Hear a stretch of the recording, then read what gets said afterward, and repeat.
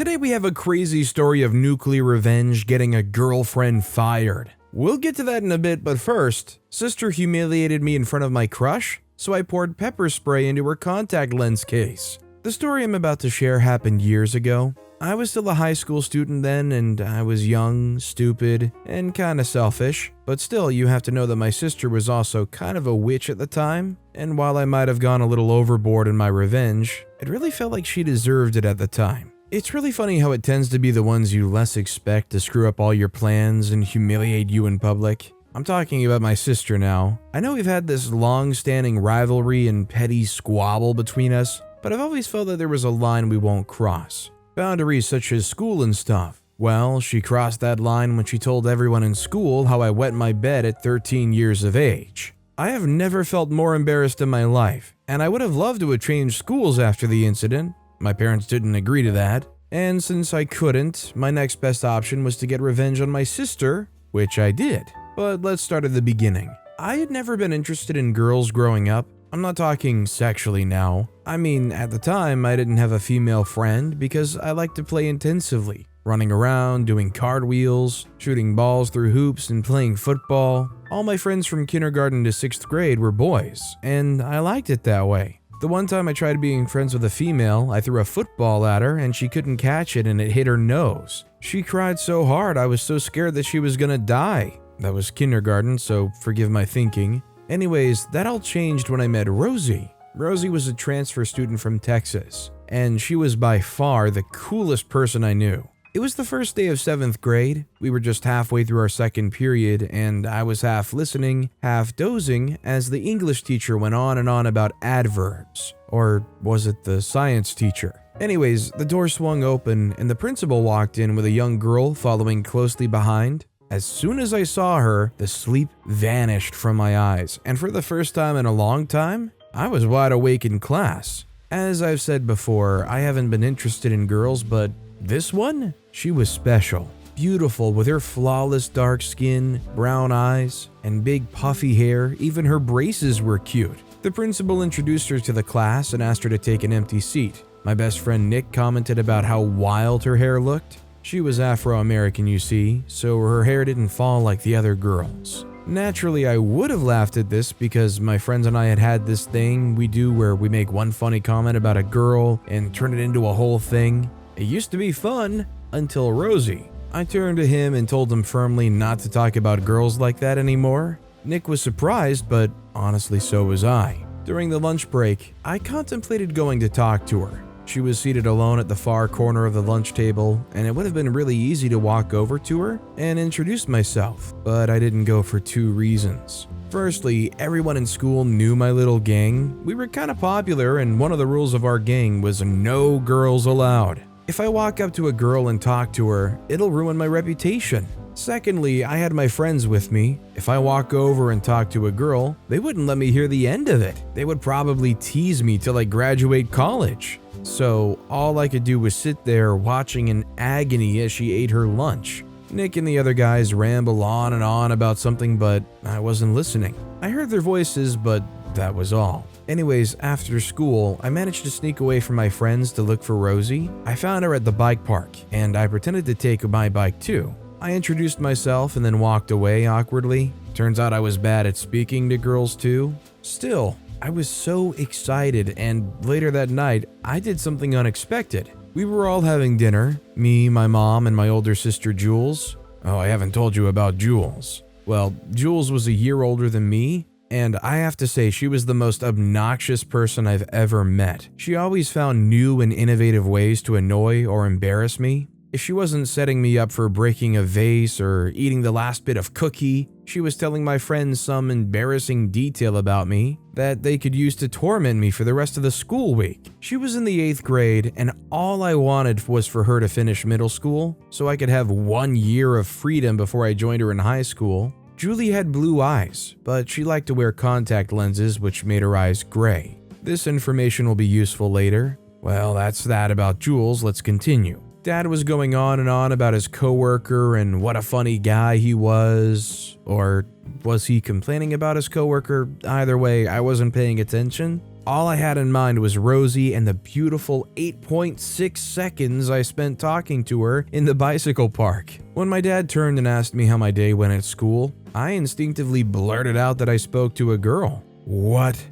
Stupid brain. My parents were mildly surprised because they knew how little I tolerated girls. My sister, on the other hand, she almost fell off her chair with laughter. I instantly regretted mentioning that in front of Jules. Now she was going to tell my friends in school. Immediately after dinner, I hurried over to Jules's room and begged her not to say anything. She refused immediately, but when I offered to pay her for her silence, she agreed. I gave her all the money I had at the time, which summed up to $33. I even agreed to help her clean her room and do her laundry. And sure enough, she didn't say anything, but that silence lasted for a total of 6 days till the next week, Tuesday during lunch break. I got my food and proceeded to join my friends in our usual seats. When I did, they all snickered and burst out laughing. Confused, I asked them what was going on, and that was when they told me everything that Jules had told them. She even went ahead to fabricate some parts of the story to embarrass me. She told them that I asked her to be my girlfriend and she refused. Now, I could have told them all that she said was a lie, and they might have believed me because they knew how we were with each other. But as soon as they said that bit about me asking Rosie out,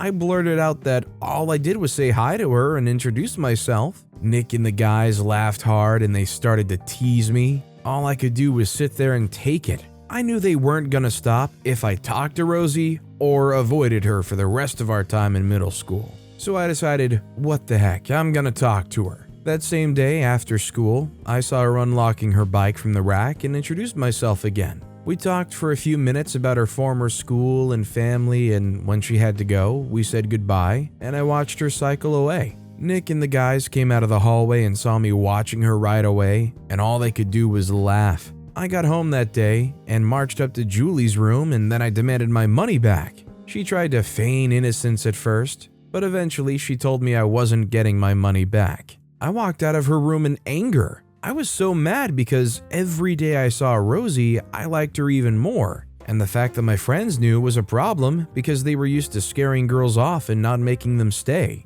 It was a real problem. A few days later, I took my lunch to Rosie's table so I could talk to her. I had already told my friends about it at the beginning of the lunch break, and I expected that they would give us some privacy, but what did they do? They walked over and joined me at the table. From the way Rosie looked around, I could tell that she was feeling ganged up on, and I tried my best to make them leave, but it eventually turned out to be a big fight. And in a fit of rage, Nick made an insulting comment directed toward Rosie. She got mad and left. I was so furious at Nick that I wanted to punch him in the face, but that didn't happen. Why? Well, because Nick was bigger than me. We've never resorted to blows to settle our differences, but I was sure that if we did, he would beat the living crap out of me. I left the cafeteria to look for Rosie, but I couldn't find her. I was so sad and angry. Not at the boys, not really, but at myself. I started this whole thing. If I didn't mention that I talked to a girl, Jules wouldn't have known and she wouldn't have said anything to the boys. Then again, I blamed Jules. She could have kept her mouth shut when I begged her to, but she couldn't. She was always looking for a way to torment me, and even after she made me do her laundry, clean her room, and surrendered my last $33, that was not enough for her. I went straight to my room as soon as I got home, and I didn't come down, not even for dinner. My dad had to come up to yell at me to come and have dinner. When I told him I wasn't hungry, he threatened to ground me if I didn't come down for a bite. That only worked to infuriate me more, but I didn't argue with him. At times, it was better to just go with the flow, when there was nothing you could do about it. I decided that instead of testing my dad, it was better to just go down and have dinner. I should have just stayed upstairs because my decision to go downstairs was what put everything else in motion. If I didn't, I might have gotten grounded, but there wouldn't have been any need for this story today.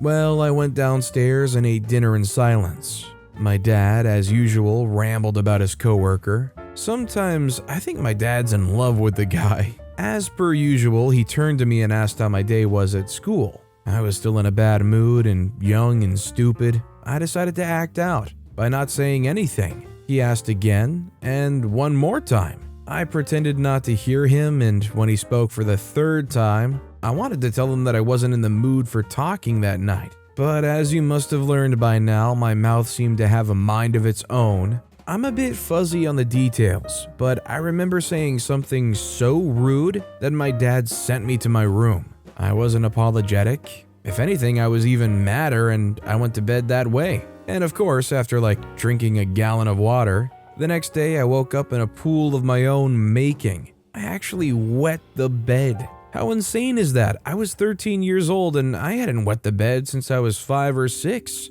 Jules had a good laugh after hearing of my whole situation. My parents, on the other hand, took me to the hospital to make sure nothing was wrong with me. It was nothing serious though. Turns out that extreme stress and anxiety could also trigger bedwetting. I couldn't care less if I was having stage 4 cancer at the time. I knew this was the ultimate humiliation, and that's what Jules had been looking for ever since I was born. I was sure that she wasn't going to let this go. She was going to tell my friends, and I wasn't going to live it down. I told my parents about this, and they made Jules promise not to say anything, which she did. I later found out the hard way that promises didn't mean anything to Jules. 3 days later in school, I came out of the restroom to see everyone in the hallway snickering and staring at me. I didn't know what was going on, but eventually I did. I spotted Nick in the far end of the hallway and he hurried over to me. Then he said something along the lines of, "Dude, everyone knows." Confused, I asked him what he was talking about. Then he explained to me that my sister had been going around telling people that I wet my bed. Apparently, she took a picture of my soaked sheets in bed, and everyone, including Rosie, knew. I've never felt so humiliated in my entire life. I couldn't stay in school because everyone was laughing at me. I hurried home before the close of the day and cried in my room. My sadness immediately turned to anger as I thought about what a big role Jules had to play in every bad thing that had happened since I mentioned Julie. It wasn't long before I decided that I wanted revenge. I had a plan in mind, and I was a kid at the time, so excuse the fact that it seemed irrational to me. I walked into my parents' room and took my mom's pepper spray. I was still pretty early, so my mom wasn't back from work. I kept the pepper spray in my room till night when everyone had gone to bed. I snuck into Jules's room and shot the spray into her contact lens case. The brand of pepper spray had a clear liquid, so it went unnoticed. The next day, I was woken up by Jules's screams. She had put in one of the lenses and it burnt pretty bad that they had to take her to the hospital. It was only pepper spray, thank God, so it had no lasting damage in her eye, only a minor irritation causing her eye to swell. I was grounded till the end of 7th grade, but on the bright side, Julie never messed with me ever again. I feel like, although OP says it wouldn't have any chance of harming her eye, directly putting pepper spray onto your eye just seems like the surefire way to cause some kind of damage, I don't know. That said, our next story is, I got my girlfriend fired. Before Isabella Garcia showed up at my office as my new coworker, things were swell. I've always prided myself in my work and how efficient I was. To be honest, work is all I ever really do. I'm very socially awkward, so I've always focused on easier things like work. When you're like me, auditing accounts all night is an easier task than an outing with friends. This isn't to say that I was a complete social outcast, I just rarely went out. In university, when I wasn't in class or studying, I liked to play video games on my laptop, mostly offline Minecraft because God forbid I have to work and play with other people. Sometimes I'd go out to the movies or to a restaurant, but I was almost always alone. I had tried a few times to date, but I quickly realized that most women don't like to be with quiet, extremely introverted men, so I was fine just being single. After I graduated and got a job with a firm in New York, things didn't change much. My coworkers and I barely talked outside of work, though every once in a while I'd be invited for drinks or a party. Most times I declined, but some days my social media would be full and I'd go for a drink. No one really had a problem with my lifestyle, and most people just understood that I was just not a big people person. It also really helped that I was highly efficient at the company. In fact, one time, my supervisor said that employing me was like employing 3 people at once. Recently, the firm I work at decided to widen the scope of services we provide. That meant employing a few extra people, which I was fine with. What I wasn't fine with was having to share an office. I was used to just being alone in my office working, so when we were informed that some of us would have to share our offices with the new employees for a while, I wasn't exactly pleased. When I spoke to my supervisor about it,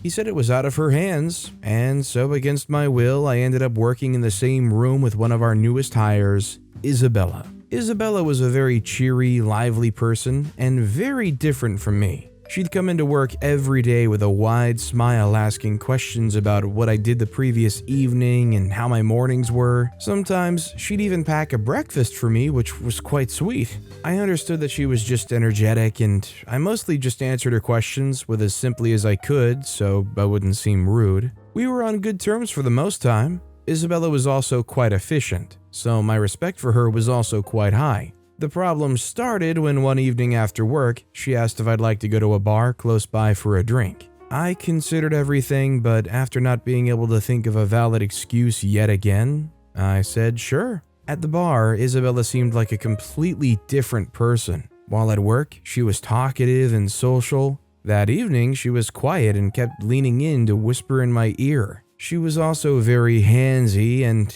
I soon realized that I was being seduced. There were two things that I immediately considered. The first was the fact that this was my coworker. I was almost certain that this was the kind of thing HR would frown against. The second thing I considered was how I'd never really thought about Isabella in that light. She was definitely attractive, very attractive even, but I'd always seen her as a coworker. Being hit on by her felt weird. However, I had had a few drinks and it had been a while since I'd been flirted with, and it felt good. So I indulged her. As the night drew on, Isabella got bolder and eventually asked if I could take her to my place. I don't know what happened to me at that point, and quite honestly, if I was in the same situation again, I probably would have reacted differently, but all of a sudden I had a ton of clarity. Enough clarity to be skeptical. So I told her kindly that perhaps it wasn't such a good idea for her to come over that night. When she heard this, she got a little stiff like I'd insulted her. So I had to explain that it wasn't like I didn't want to, it was just too sudden, too soon. She relaxed a little and said that was fine. I hailed a taxi for her, and before she left, she gave me a peck on the cheek. The entire way home, I kept asking myself if I'd made the right choice. The next morning when Isabella walked in, she wasn't her usual cheery self. She seemed a little nervous. I didn't want to talk about the previous evening at first, but after a long time of awkward silence, I turned to her and asked if she was okay. She smiled and said she was fine. I asked if she was still upset about what had happened, and she admitted that she was more scared than upset. She had considered what she had done was stupid, and she expected to have HR storm in at any time. I laughed and said I didn't feel offended or harassed by her advances, just a little shocked. So we proceeded to, on company time, talk about the possibility of us dating. Isabella was beautiful, funny, open and caring, and quite honestly, with every passing second, I was more open to dating her. She didn't seem to mind my introversion and quietness. In fact, she said those were qualities about me that she really liked. The more we talked about it, the more excited we both got, and we planned our first date right there. After work, as I was saying goodbye to her, she walked up to me and said there was something she should have done the night before. That something was a deep, passionate kiss. For a few minutes after, I could barely think or move, and when I finally was able to walk again, I was swaying. The next few weeks were absolute bliss. We went out on dates, hung out after work, and I talked perhaps more than I had ever in my entire life. Isabella was adventurous, and she liked danger. She suggested all sorts of activities, rock climbing, skydiving, skating. Up to that point, I didn't even fathom that she was a skater. I, on the other hand, was more into spending time doing relatively mellow things. Walks in the park, visiting museums, and playing Scrabble. Somehow we found a way to do both of our activities. It was fun, it was exciting, and for the next 6 months I was happy. At the office, a few people had started to notice that Isabella and I were an item. But I honestly was past caring at that point. I was fully and utterly in love. One time, she suggested us moving in together, but we eventually decided against it. Eventually, Isabella got her own office, and I was back to having my office all to myself. But she still brought me breakfast every day. I must have been blinded by my love for Isabella because I didn't see the warning signs till it was too late. They were always there, now that I look back at it, always there. I should have noticed how obsessed with me she was. At first, I assumed it was just how she was, but over time, I noticed that she really wanted me to herself and herself alone. She would ask for my phone at random intervals to check it, and then she would make a beeline for my messages, asking me a ton of questions when she sees me message literally any woman. She didn't just stop there either. I noticed that she often snooped around my phone when I wasn't there and sent screenshots of messages to herself. I talked to her about this and tried to assure her that I was committing to her and only her, but I don't think what I said stuck. Even worse than that, she started stalking me. It was very creepy. What was creepy was how I found out. Socially awkward as I am, I still always make sure I see my mom at least twice a month. I'm all she has left, and she's perhaps the most important person in my life. Isabella had once asked me one day if mom saved in my phone was really my mom. Upset, I told her to stop being ridiculous and just grabbed my phone from her. She later apologized and said she was just being careful. Later that week, when I went to see my mother, I kept having the feeling of being trailed. However, when I checked around me, I couldn't point out anything suspicious. I thought I was just being paranoid and carried on to my mom's. We went out for lunch and talked about life and everything. I gave her an update on Isabella and I, including my worries about her obsession with me. She said if I wasn't feeling comfortable, then perhaps I should break things off. According to her, crazy people were unpredictable, and if I wasn't careful,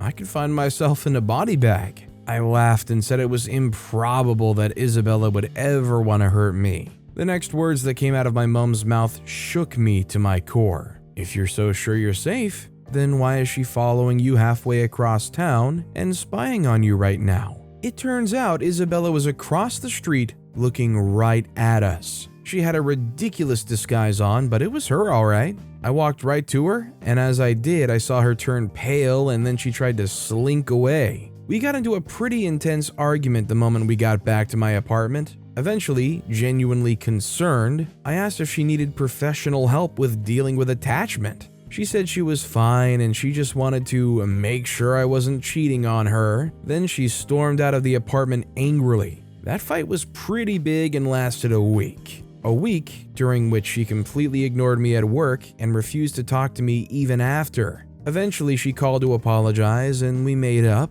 I thought that would be the end of it all, but of course it wasn't. To understand just how bad Isabella's next act of jealousy was, I need to give a little bit of context. There was a homeless woman I'd noticed on my way to work every day. She seemed to be a nice woman who greeted everyone who passed by her. One day, I bought her a hot meal on my way home, and I sat down silently with her while we both ate. She was extremely grateful for the food, and she spoke, and I listened, about her life and experiences. Her name was Betty, and she's one of the most intelligent and kind people I've met. She wasn't a criminal or a drug addict. She was just an artist down on her luck.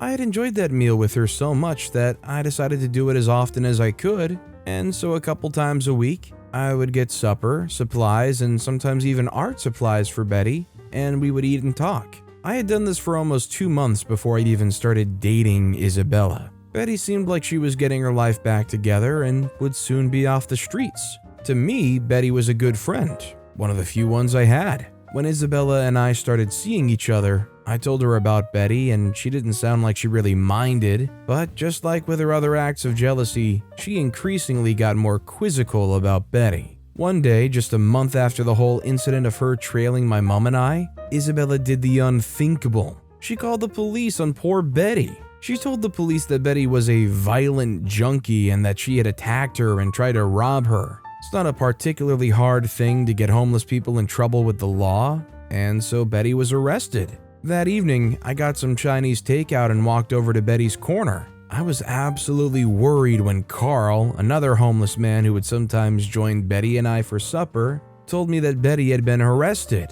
I immediately went to the local precinct and applied for her bail. The police told me that they'd received a complaint about her, and for some reason, it just clicked that it must have been Isabella. Later that evening, I confronted Isabella about it, and she admitted to it, crying while she said she had done it because Betty was trying to take me away from her. At that moment, I knew I had to end things with Isabella. My mom was right. The sooner I got out, the better. However, just breaking up with her didn't seem to be enough. See, I know what it's like to be down. When I was young, my mom and I were constantly broke and one paycheck away from homelessness. I could understand how painful it must have been for Betty to be harassed and profiled. For her to have done something that nasty just because she was jealous was just mean. And I was determined to give Isabella the payback that Betty couldn't give her. The next morning, I got to work before Isabella, as always, and I logged into her computer in her office. With her official email, I scheduled a few emails to send to our biggest competition at random times.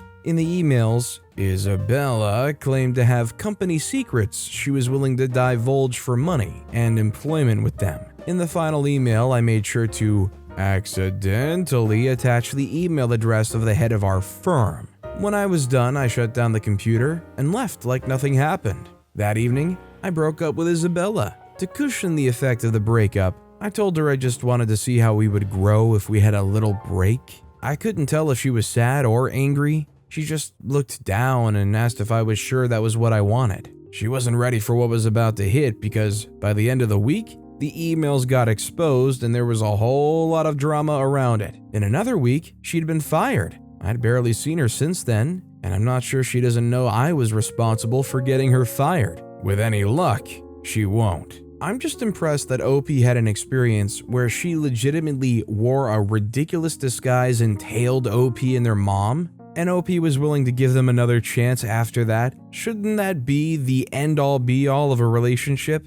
But with that being said, that's all the time we have for today. Now, if you want to hear another absolutely crazy revenge story, check out that video on the left. Or if you missed my latest video, check out that video on the right. That said, I'll see you all next time with some more stories.